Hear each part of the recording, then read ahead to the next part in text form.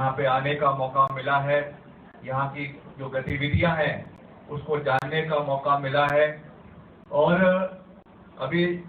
जो हमारी उम्र वो प्रवचन करने की नहीं है। प्रवचन करने के लिए बड़े बड़े धुरंधर बैठे हुए हैं मंच पर। हमारी उम्र अभी सीखने की है और मैं यहाँ पे सीखने आया हूँ किस तरीके से भाई विनय कुमार जी अपने इलाके में कांग्रेस पार्टी को मजबूती दे रहे हैं, वो सीखने के लिए आप लोगों के बीच में आए हैं। किस तरीके से हमारे नेता प्रतिपक्ष माननीय मुकेश अग्निहोत्री जी विधानसभा के अंदर ताबड़तोड़ बैटिंग करते हैं, जयराम जी के छुड़ा देते हैं, वो सीखने के लिए हम यहाँ पर आए हैं। और ये भी सीखने के लिए आए हैं कि मानवता का अगर हिमाचल प्रदेश के अंदर किसी ने जीता जागता उदाहरण पेश किया है तो भाई इज्जत लखनपाल जी ने हिमाचल प्रदेश के अंदर किया है। और हमारे बहुत वरिष्ठ नेता श्री मुसाफिर साहब जो 6 बार विधायक रहे, 7 बार माननीय विधायक रहे, अध्यक्ष रहे विधानसभा के, और साथ ही साथ हमारे बहुत वरिष्ठ नेता श्री अजय बहादुर जी, और आप सबसे हम यहाँ पर, मेरी उम्र अभी केवल 31 साल है और मैं ये कहूँ कि इस उम्र में हम आप लोगों को भाषण दें वो वो अच्छी बात नहीं लगेगी। तो इसलिए मैं यही कहूँगा कि हम आपके बीच में सीखने आए हैं और यहाँ की जो गतिविधियां हैं, यहाँ के जो विकास के कार्य जिसकी अभी रूपरेखा यहाँ पर पूर्व में वक्ताओं ने कही, जिस तरीके से स्वर्गीय राजा वीरभद्र सिंह जी जो हिमाचल, आधुनिक हिमाचल के निर्माता, जिन्होंने हिमाचल प्रदेश के कोने कोने में विकास के कार्य करवाए, और ये हमारा सौभाग्य है कि हमको उस धरती में आने का मौका मिला है जिस धरती का अस्तित्व हिमाचल प्रदेश के प्रथम मुख्यमंत्री स्वर्गीय यशवंत परमार जी की वजह से आज हिमाचल प्रदेश के अलग राज्य के रूप में उभरा। और यहाँ के हमारे भूतपूर्व विधायक भाई विनय कुमार जी के स्वर्गीय पिता डॉक्टर प्रेम जी, जिनकी वजह से रेणुका आज हिमाचल प्रदेश के सबसे, मैं ये नहीं कहूँगा कि सबसे डेवलप्ड है, मगर एक बहुत आगे लाने में उनको, क्योंकि ये बहुत पिछड़ा हुआ क्षेत्र था और इसको जहाँ पर आज लाया है वो उनके प्रयासों की वजह से, वीरभद्र सिंह जी की आशीर्वाद की वजह से, और आज एक कर्मठ युवा के प्रयासों की वजह से आज ये यहाँ पर पहुंचा है। और ये हम सब का दायित्व बनता है, ये हम सब का, जो हम कांग्रेस पार्टी के परिवार के लोग भी हैं और हिमाचल प्रदेश के लोग भी हैं, ये हमारा दायित्व बनता है कि जो हमारे बुजुर्गों ने जिस स्थान पर हिमाचल प्रदेश को, सिरमौर को, रेणुका को खड़ा किया है, वहां से हमने उसको और ऊंचाइयों पे आने वाले समय के ऊपर लेकर जाना है। और इसके लिए सब लोगों का सहयोग, सब लोगों का आशीर्वाद और सब लोगों का एक सकारात्मक सोच के साथ हमको आगे बढ़ने की आवश्यकता होनी चाहिए। और मुझे विश्वास है कि जिस सकारात्मकता से आज आप सब यहाँ पर इकट्ठे हुए हैं, एकता के साथ आप सब यहाँ पर इकट्ठे हुए हैं, इसमें कोई ताकत आज हिमाचल प्रदेश के अंदर नहीं है जो अगली विधानसभा में कांग्रेस पार्टी की सरकार को बनने से भी और माननीय विनय जी को अगली बार फिर से विधायक बनने से और ऊंचे पदों पे बैठने से रोक सकती है। ये तो हमें विश्वास है कि हम मिलकर आगे बढ़ेंगे, हम मिलकर आगे बढ़ेंगे और जो अछूते कार्य इस सरकार के माध्यम से, इस सरकार के बारे में हम जितना कम कहें उतना अच्छा है। ये सरकार केवल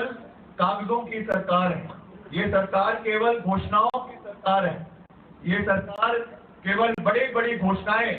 विधानसभा के अंदर करना जानती है या मीडिया में करना जानती है। धरातल पे एक इनकी घोषणा जो है वो जमीन स्तर पे उतर कर नहीं आई है। मैं तो कई बारी मुख्यमंत्री जयराम ठाकुर जी को भी कहता हूँ कि अगर आपको प्रशासन करना और चलाना सीखना है तो आपको वीरभद्र सिंह जी से सीखना चाहिए। उन्होंने एक बार जो कह देते थे वो बात पत्थर की लकीर होती थी, चाहे वो कॉलेज खोलने की बात हो, चाहे वो स्कूल खोलने की बात हो, आपके निर्वाचन क्षेत्र में तीन कॉलेज जो है वो पिछली बारी उन्होंने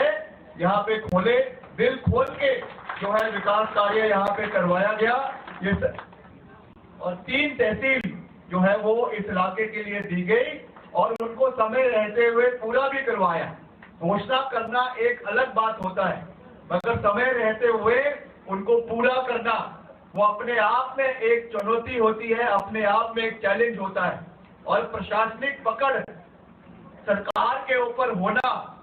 वो भी हर किसी की बस की बात नहीं है। वो एक लंबे समय में एक एडमिनिस्ट्रेटिव एक्सपीरियंस से, एक लंबे समय में जब आप प्रशासन के अंदर रहते हैं, जमीन स्तर की परिस्थितियों को जानते और समझते हैं, उसके बाद आपको जो है वो एक्सपीरियंस आता है। तो निश्चित तौर से आज मैं यहाँ पे किसी की निंदा करने के लिए नहीं आया हूँ, आज मैं यहाँ पे किसी का बुराई करने के लिए नहीं आया हूँ, मगर ये हमारा साथ साथ दायित्व बनता है। It is our moral responsibility कि जो कमियां सरकार की है उसको हमें मिलकर समय समय पर उठाने की आवश्यकता है। विधानसभा के अंदर उठाने की आवश्यकता है, लोगों के बीच उठाने की आवश्यकता है। कई लोग कहते हैं कि कांग्रेस का काम पिछले 5 साल केवल विपक्ष का रहा, केवल जो है निंदा करने का रहा। तो मैं उनको ये बात कहना चाहता हूं कि इट इज आवर रिस्पॉन्सिबिलिटी, अगर हम आपकी आवाज को, यहाँ की कमियों को विधानसभा के अंदर मजबूती के साथ नहीं उठाएंगे,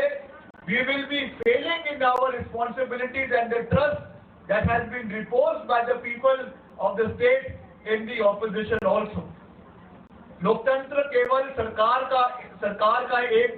केवल उसका एक पहलू है, और एक सरकार के अंदर, एक लोकतंत्र के अंदर मैं समझता हूं कि विपक्ष का उतना ही दायित्व है जितना सरकार का है। सरकार का काम केवल कार्य करना है, और एक बारी आदमी प्रशासन में बैठता है, आधी चीजें तो वैसी नजर नहीं आती है। उनको अगर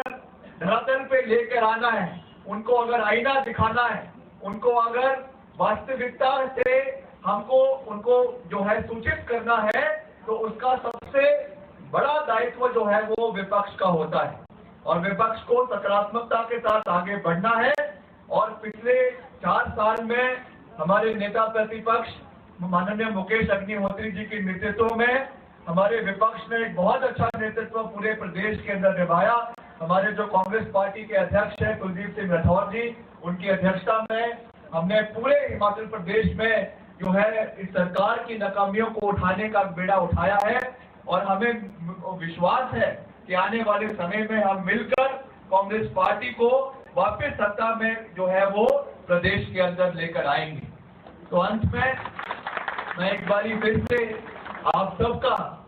दिल की गहराइयों से बहुत बहुत धन्यवाद करता हूं। और जैसा माननीय विनय कुमार जी ने कहा कि आपके साथ हमारे परिवार का कोई राजनीतिक रिश्ता नहीं है, मैं आपको अपने परिवार का एक सदस्य के रूप में मानता हूं, और आपको भी ये हक दे रहा हूं कि आप मुझे अपने बेटे के रूप में, अपने भाई के रूप में अपना सकते हैं। और जो भी आपकी यहाँ की कोई समस्या है, आपके क्षेत्र की आवाज है, वैसे तो आपके पास एक बहुत बुलंद आवाज विनय कुमार जी के रूप में है, मगर हमारे लायक कभी भी इस इलाके की कोई भी समस्या को उठाने के लिए कुछ भी करना हो, हम दिन रात आपके साथ खड़े हैं, इसका मैं आपको पूरा विश्वास दिलाना चाहता हूं। और समय समय पर आप लोगों के बीच में आते रहेंगे, समय समय पर आपकी आवाज को बुलंद करने के लिए जो भी हमसे बन सकेगा उसको हम मिलकर एक परिवार के रूप में करने का प्रयास करते रहेंगे।